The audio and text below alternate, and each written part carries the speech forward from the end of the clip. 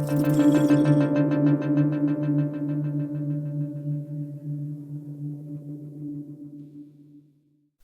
everyone, welcome back to Looking Outside. Today we are talking about business leadership, professional growth in the context of imperfection. How someone can work for the world's biggest brands while embracing curiosity, adaptability, admitting sometimes that we don't have all the answers. So today we're going to chat to someone who does just that extremely well. Welcome to the show, Marco Andre. Hey Marco. Hi, Joe. Nice to see you. Nice. Thanks for having. Thank you so much for coming on. I'm so excited about this. So let's start with a little intro into who you are. Sure. So I'm Marco. I work a lot in marketing and generative AI. That's how we met. I'm very passionate about what the future is, and that's how we came across each other. I think right now we're living in an incredible time in which no one really knows what the future is going to be. And I've been working mostly in marketing and brand for the last 15 years across tech, CPG, and most recently in pharma. So it's really interesting, I think, the kind of the variety of brands and experience that you've had over that 15 years because you worked across so many different brands and now you're covering like you work in a pharma company, but you're talking a lot about generative AI. So have you always had that kind of mindset of just being kind of open to wherever life takes you? I get people asked all the time, did I have a master plan to do all of these things? No, I haven't. I am curious. I always try to go on something that was where my values were, but also where my creativity lies. In marketing, the core of it is creativity in stories. That's something I always liked since I was a very young kid. But I was also the geeky guy always. I was always, if my parents would bring something, there was no IKEA at the time. So if they would bring a new stereo or something like that, I would be the one assembling it. So I always ended up being at the intersection between marketing and technology because it's the creativity and the ability to bring it to the world. But I know I've never had a master plan. I'm originally an environmental engineer turned marketer, turned tech guy, turned pharma guy that ends up doing some writing on the side and has a dog. So, as you can tell, it would be very difficult to come up with this on my own. Yeah. Yeah, definitely. I mean, there's a lot of good variety in there, what you Yes. and what you do. And I mean, let's give a plug to the book right now. So this is it. I just finished it. I did it over the weekend. So Imperfect Stories by Marco. Definitely check it out. So I mean, writing is a little bit creative.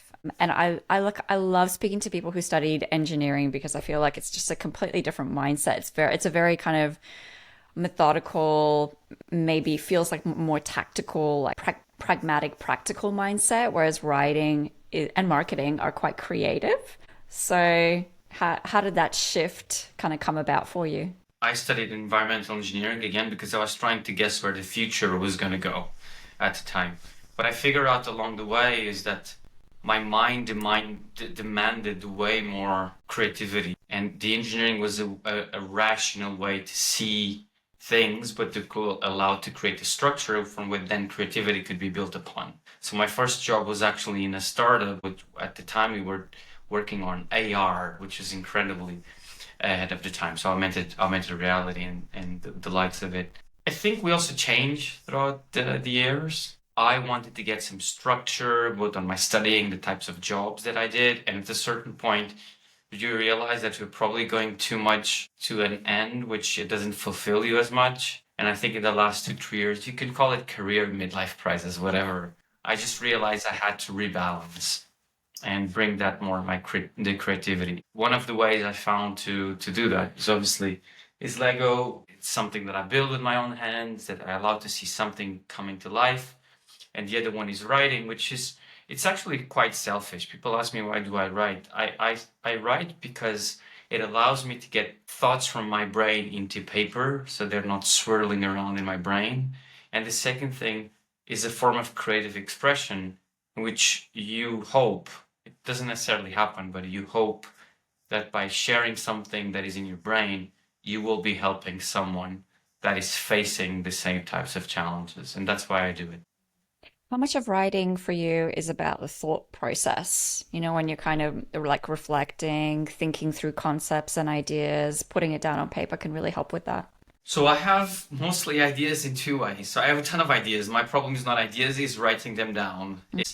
is when I exercise. So I always at the end of an exercise session I go and I write frantically. And the second it is in the shower, which is more difficult to write as you can imagine. So normally my process nowadays is as soon as I have an idea, obviously now with generative AI is much easier. I can actually transcribe it much faster. So I just dictate it to my phone. So I create an image and word brain in which then what I do typically on Sunday mornings, my Sunday morning is to always go to the same place, always get the same coffee, always get the same breakfast with my dog, and I just write everything for the week.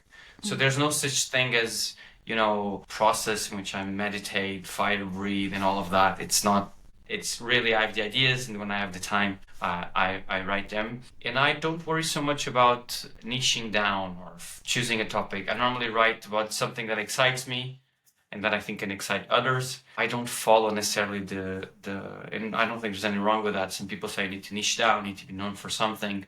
I talk about and write about the things that I'm more excited by at the moment. Right. And aligned with your values, like what you were saying before. It's kind of, Yes. I imagine that a little bit of that is passion areas. So has that Mhm. been a driver for you throughout your career? Is that maybe you're in one defined role, but then you like naturally branch out because you're curious about something or you're passionate about learning about something? So one of my values is obviously one of them is authenticity and creativity. I always try to go to places personally and professionally. Sometimes you cannot be your completely authentic self at work. Okay, and that's okay. But I look for other things where I can do that. So for instance, I was a jazz drummer for several years, and I had creativity and authenticity. Okay, something very wild, still with the structure again. Jazz is very structured, but I couldn't do that on a work environment, so I searched for that. It's difficult because I think now we have very clear, I have my values very clear. I can't say again that I had that super clear. I think at a certain point we just start using values to establish our boundaries, what we want to do, what we don't want to do. That becomes more conscious. I can't claim that I had that very clear for most of my career. How important do you think it is for your personal values to be aligned to the company values? I think it's a utopia to have them completely aligned. I don't think that is ever possible. I think what I try to find is within my circle of influence, am I in an environment when the people I work for, the people I work with, they share those values, which are really fundamental. I normally say this thing, I negotiate everything except my values. So if there's something that really clashes against them, obviously it's not a place where I stay for a long time. But I think it's always about, it's like relationships. A relationship is a negotiation, a constant negotiation. And I think with companies, it's the same. They have their own values, they have their own drivers. You have yours too. If they're not in complete clash, sometimes you give in to something, your boundaries, your values, and sometimes they give in to something. So I don't see myself as a rebel. Sometimes people think you need to be a rebel to. I don't think you do. I think there's now the world needs more and more people to be less polarized and bring people together because I think we've been the most polarized, at least that I've seen in my lifetime. Hmm. And I think we need to be willing to do that. There's people that think differently. Okay, so what? Let's Hmm. not put them in a corner. Let's actually engage them and bring them along the way. Yeah, right. And yeah, and engage them, right? Because like you're very right. I mean, all the data is pointing to us becoming much more Mm, divided and polarized, maybe in even surprising parts of the world. But mhm, a huge part of that just feels like a bit of kindness is missing a little bit from the approach that people have. And we talk about building empathy and sympathy and getting on the same page, but an element of that is just acting with kindness. mhm. It's the other one of my values. Hmm, So nice. and again, kindness. It's not this very fluffy thing that people confuse with kindness with weakness. Mm, It's not. Kindness is being able to do something for others. To put it simply, it doesn't mean that you're seen as weak or you're seen as fluffy or soft. I think it takes way more strength of character to do something kind towards someone than actually do something unkind or do nothing at all. But you have a great point. I think if we all focus a bit in being kind in a very tangible way, again, it's not fluffy, it's examples of kindness. Treating as supplier, just instead of talking to them as a supplier, you talk with them as a partner. Mm. That makes a huge difference. Because one day, 95% chance, you're going to be a supplier of someone also. And you would like to be treated with respect. Yeah, absolutely. Or treat them like a human being, because Yes. everything feels like everything's becoming a little bit transactional Mm. now, because it feels like more broadly, we're very focused on efficiency and effectiveness, and particularly in the current financial climate, ROI. So to go against that requires a lot of patience from the Mm. person enacting it and from the person receiving it. And I love your point that it's not, kindness doesn't have to be soft. It can be around facing the hard issues. It's kind to be honest as well. But maybe it's a little Hmm. bit more of the how than the what. Yeah. I think it's more about the how, 100%. Okay, so I know that you're very kind in your book. I'm just going to hold it up again.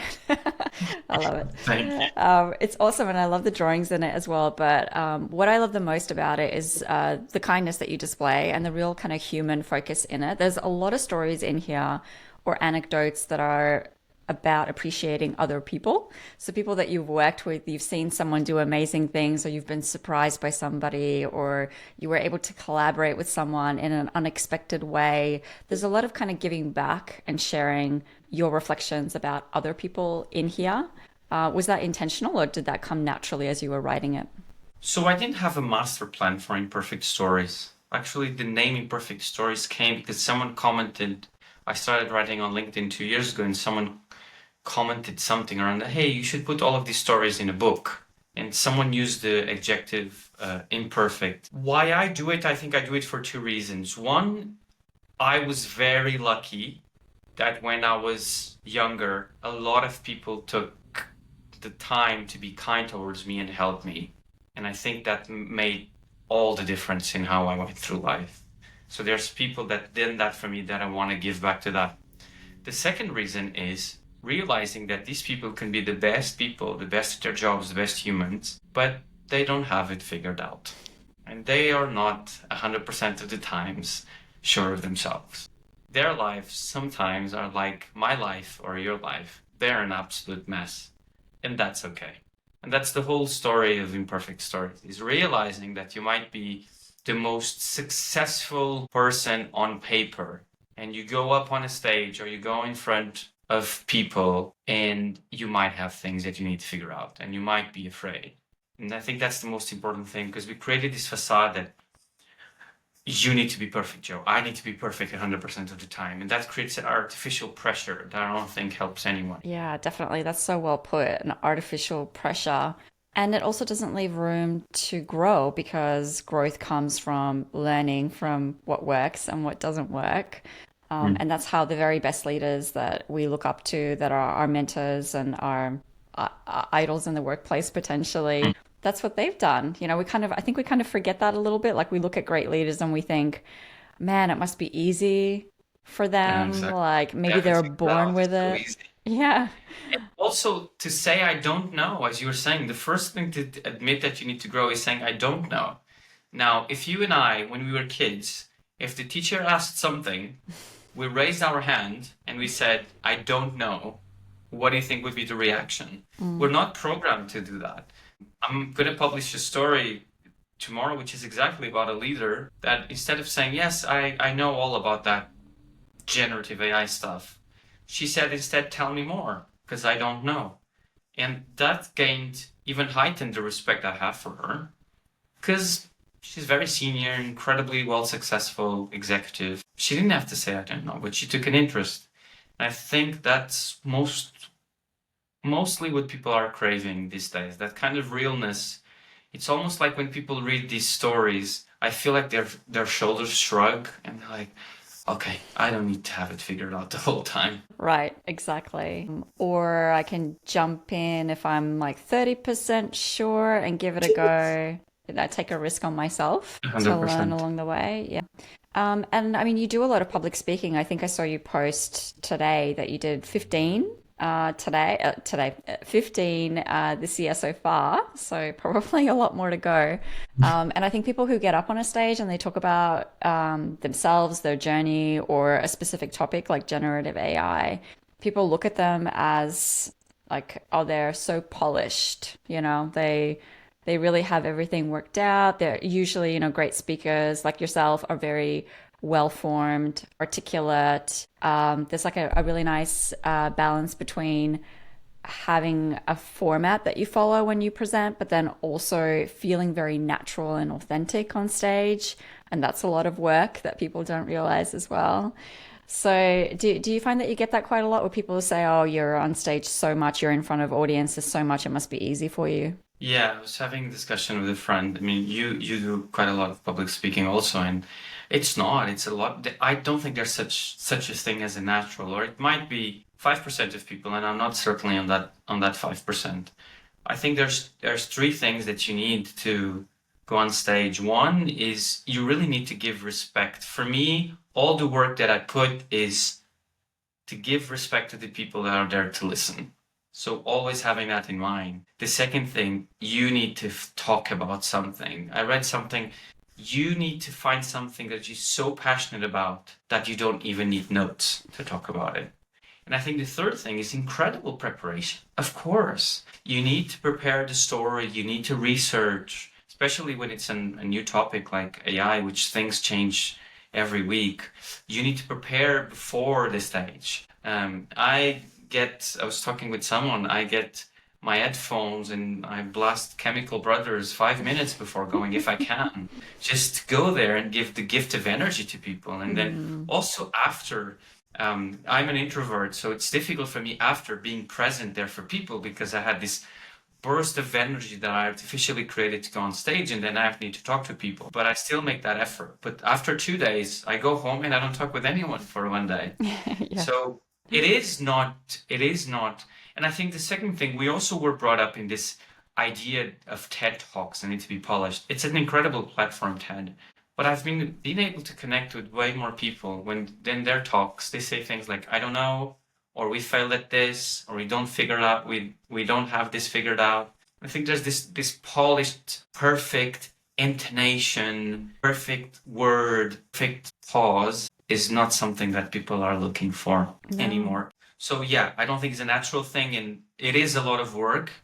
And I think people that are taking their attention to you on stage, they deserve that work. Right. Well, the maybe the misconception about public speaking is that it's about you because you're on stage, but it's really about the audience. But You're giving back to them. Yeah. And it creates so many amazing connections afterwards as well. So I can imagine that you've had a lot of people throughout your career who reach out to you and kind of ask for mentorship or advice, career advice. How do I become a better presenter? How do I get closer to AI? How do I become comfortable saying I don't know in front of senior leaders? I imagine that you get a lot of like really interesting questions, particularly from young people.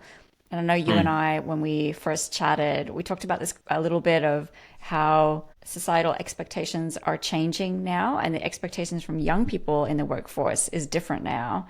So I yes. guess I'm wondering, like, what when you're engaging with, the next generation of the workforce, what's something that you're observing or that you're noticing that's different? One thing that I love absolutely about them is people like you and I, we were born with this idea that we go to school, we work hard to get good grades, then if we get good grades, we get in the best companies, and the companies take care of us for the rest of our careers.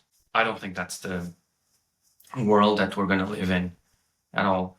And what I like about some of those people that I meet and mentor is they do have that idea that they have their values way clear, way more clear than I had when they were their age. And what are their boundaries? I think that's excellent. The second thing that I see, and I think that's the first time I see that, is in what regards generative AI, I believe the four generations are in the same boat. And there's data now. So it's not the fact that, for instance, social, we could rely when it was the age of social. of the younger generation to teach the older generation. Right now with generative AI, we're actually all in the same boat because it affected us all at the same time, at work and personally. So what I try to do with them is pass this idea that it's not really going to matter so much what you know, but how do you think about it? And what are the questions you can ask and the critical thinking? Because you won't have to learn to code or to prompt or even play an instrument. You will just have the ability to ideate something and then be able to bring it to life. So the critical thinking piece is what I try to discuss with them and instill in them, and not have trying to have. I basically tell them, if someone asks you, where do you want to be 5 years from now, or how the world is going to look like, send them to me. I'll have a conversation with them because I don't think no one can figure it out today. Yeah, right. And be open to maybe being surprised along the way. Don't necessarily feel like you have to have a master plan.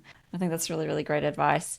So I think what's really interesting about that as well, and that reflection that you make about the expectations that particularly millennials, maybe a little bit of Gen X as well, had growing up around, you study, you finish high school, you go to university or college, maybe you do like additional studies after that to try to boost your pay. You stay with the same company for X number of years. Each time that you change it in a company, you have to rebuild yourself, you have to establish your credibility again and adapt to a new culture and new people. And I'm kind of like, I kind of feel like that's the norm.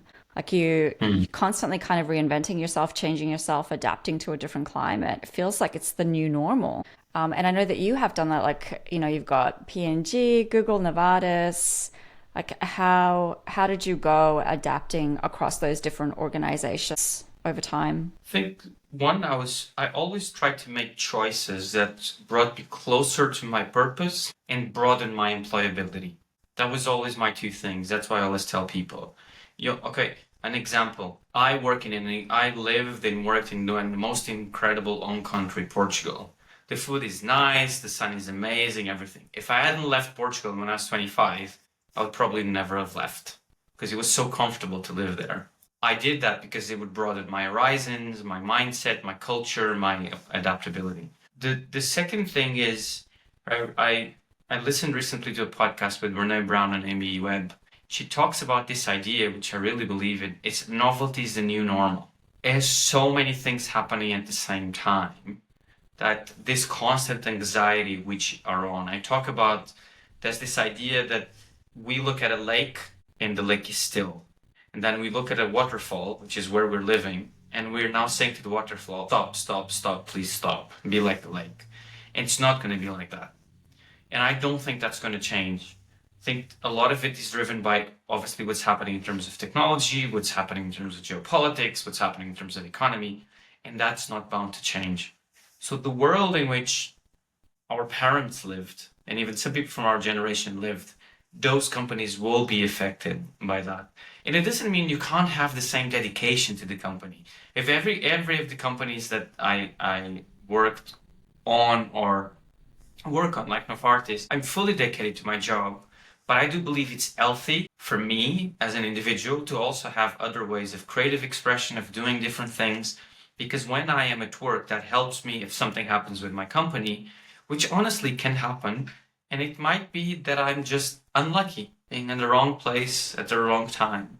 And when I get concerns with people that work for so long in those companies, the same. I worked in Google for 10 years and it was an incredible experience. Was at a certain point when I left, I wasn't Marco from Google anymore.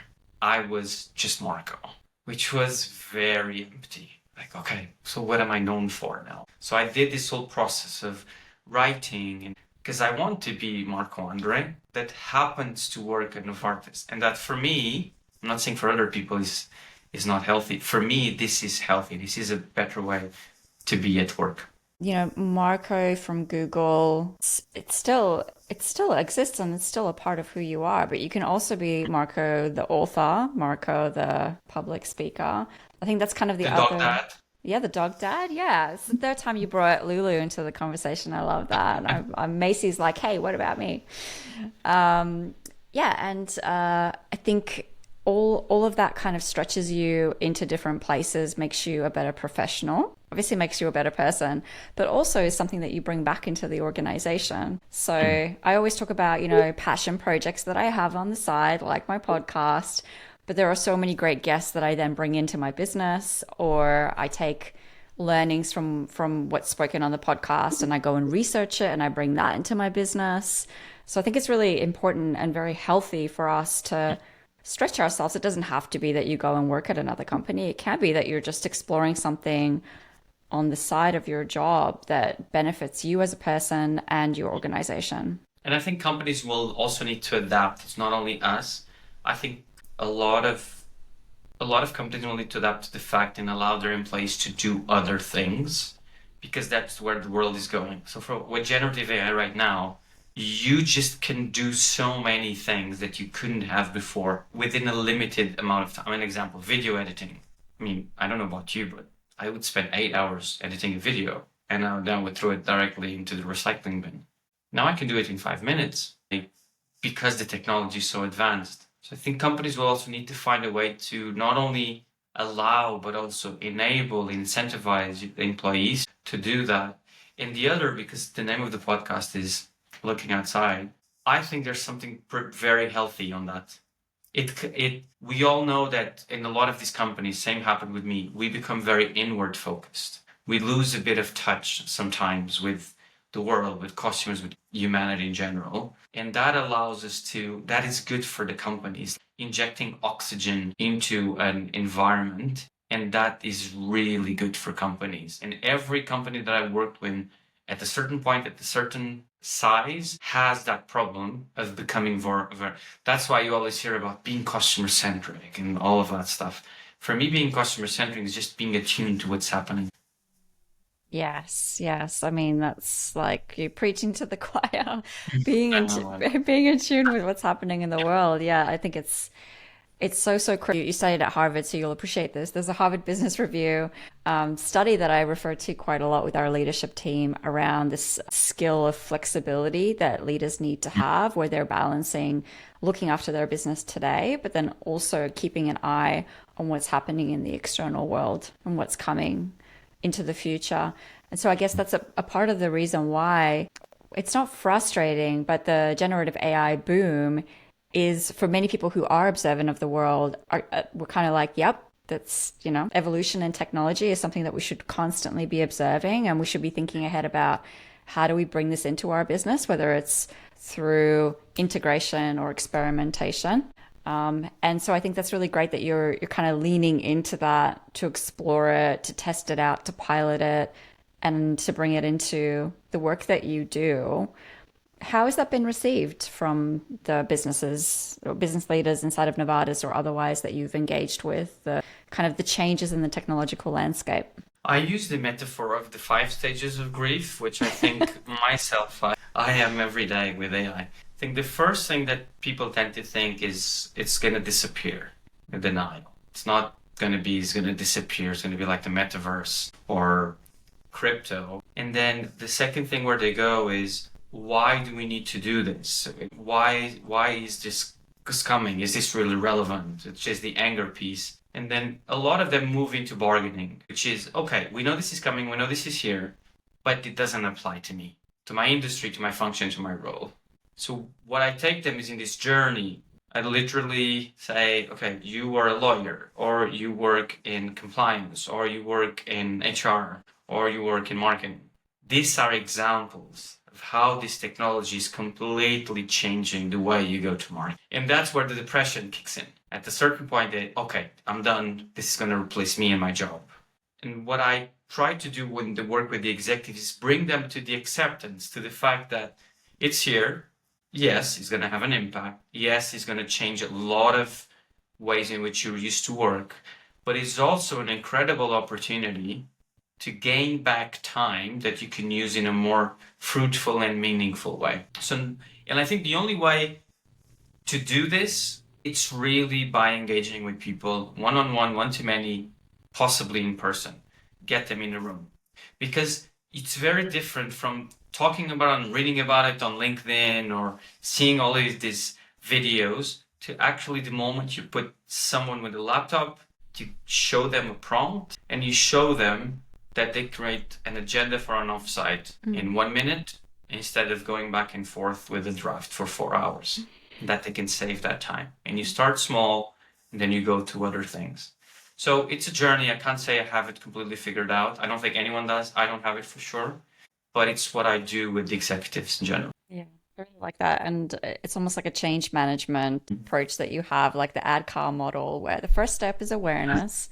So I think in that awareness piece, there's a little bit of misconception, and maybe that's where a lot of the skepticism and hesitation comes from, because I think people forget that your use of generative AI is a choice. Like going back to your point about people being scared that it's going to overtake existing systems, or it's going to be forced on us, and maybe it's not something that we want. There is still a choice at the end of the day. Like going back to the video editing question, like maybe you're a person that prefers to edit your video, and that's how you get your kicks over an 8 hour period. Or you could implement AI in other ways. So the individual kind of agency part, I think, is maybe sometimes forgotten in the conversation.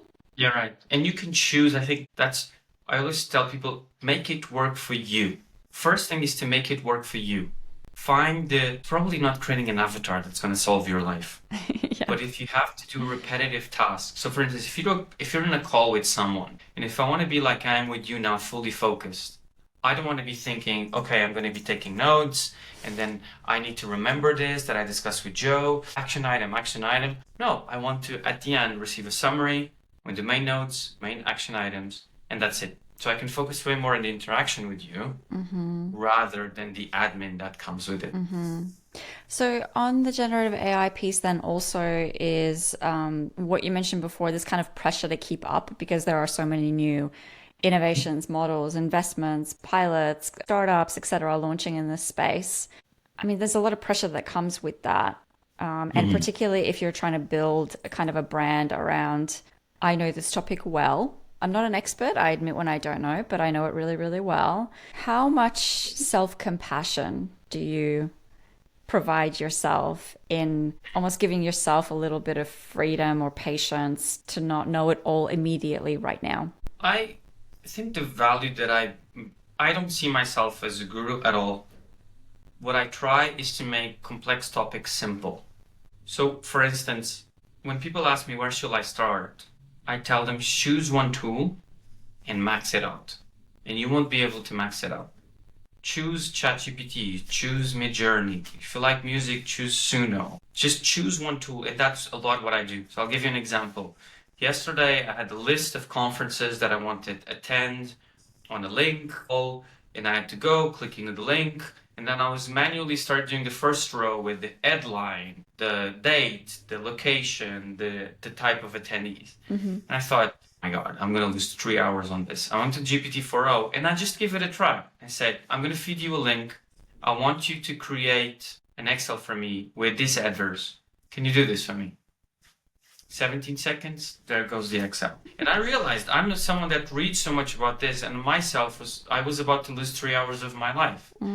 So I think the self-compassion comes from the fact that you won't know all the tools. I don't think the tools, choosing which tool is going to matter, because these are all going to converge. They're all going to be part of the Google suite or the Microsoft suite or the OpenAI suite. It's going to be part of our life. And the best outcome for all of us is that in a couple of years, we don't even discuss and say that we use AI. You don't say, I did this business plan with Excel, or I did this slideshow with PowerPoint. You just said you did it. And I think it's going to be the same with AI. Yeah, disappearing into the background of our lives. We're currently doing a test of Microsoft AI Copilot, and I have like the little button above here. I'm like, oh, I can't wait to jump in there and test that out. Yes. I think you're right. Yeah, it's maybe going to surprise us in a lot of really positive ways, but with us still at the helm, I guess, and in control of that journey. Okay, so how are you using AI when it comes to your dog? Good question. I actually don't use AI. I actually, the other day, she had she had some, looked like pimples in her arm. And obviously, I got incredibly freaked out. Mm, So I took a picture actually with ChatGPT. I said, "What can this be?" mm. Because I didn't go to Google like you can do and just figure out you have 17 diseases. And it was actually quite interesting because it said, okay, this part seems fine, but the part around is a bit too red. It can be this or this. I would advise to see a doctor. That is the standard thing. Yeah. But other than that, I don't use AI with my dog. I use it more for human dog connection. Right, of course, of course. So how long have you had Lulu? I had Lulu for 3 years now. Nice. And it's interesting because I never had a dog. Mm, And I just realize how the therapeutic effect that it has and how hmm. physicality is something that is so important for things like mental health and how she takes you out of the house in the morning, how you need to go for a walk, and all of those things just became ingrained in me because of her. So Mm. it's been really been an incredible experience. Obviously, I'm a bit obsessed. One of my imperfect stories is a dog dad rap about her that includes something about poo bags and stuff. Hmm. But I love it. It's a really soothing presence in my life. Yeah, I feel exactly the same way about my dog. I think, when you're working without stopping and the dog comes up and starts pawing at you and reminds you that you need to take a break, I think I know. they kind of reconnect you with the world. Actually, the first time I used something with my dog with AI was actually the first time I used ChatGPT at work was a year and a half ago. I wanted to bring her to the office. Mm. So I met with people in my company and they said, this was on a Monday afternoon. They said, okay, we'll consider it. You need to come up with a proposal, come up with a policy, go and benchmark with other companies, come back in a couple of months. So I went to the ChatGPT. I've put, give me 10 reasons why I should be bringing my dog to the office, create a policy. And then I said, it had 2 pages. Can you please make it longer? Because policies are more credible the longer they are. Hmm. Tuesday, 9 a.m., they had a perfect policy in front of them. So that was actually the story I tell of the first time I used. Now, at the time, this was January last year. No one ever even knew that I was using that, so I had the surprise factor. Nowadays, Right. everyone would know that I would have used ChatGPT. Yeah, I love that. That's great. Oh, you would have loved at Mars because obviously when I worked at Mars, they have the confectionery division, but then also the pet care division. And so no matter which Mars office you worked at, you could bring your dog into the office. So there's like dog Yeah. It was the same. Fridays, dogs running around. Yes, it's Nice. amazing. You just like you want to come into the office. I mean, if any employer is listening to this and wants to get people back into the office, I highly encourage letting people bring their dogs Yes. in. We'll help you. We'll even do a ChatGPT policy for you. Exactly. Love that so much. Marco, thank you so much for sharing all of that. I do have one last question for you, and I'm so excited about your answer, which I don't know yet, but I know it's going to be killer. Is what your go-to is when you're trying to look outside. When I'm trying to look outside of my thoughts, I go into nature. I go for a walk, and that really clears my mind. When I'm trying to look outside into what's happening in the world, I have a set of 10, 15 people that have completely diverging opinions that I follow them either on LinkedIn, mainly on LinkedIn is my source for news, and I try to figure out with all of these different pieces, what is my view of the world Mm. currently? Because it is true what you said earlier, we are becoming very polarized. So I need the pieces of the puzzle to make my own mind. Oh, I love that so much. It's like 10 divergent voices that you listen to, and then you make up your own mind. So this has been super fun, super Yes. insightful. Thank you so much for everything that you're doing and the public space. Please follow Marco if you don't already. And yeah, Marco, thank you so much for coming on the show. Thank you for having me, Joe. This is a really good conversation. Thank you.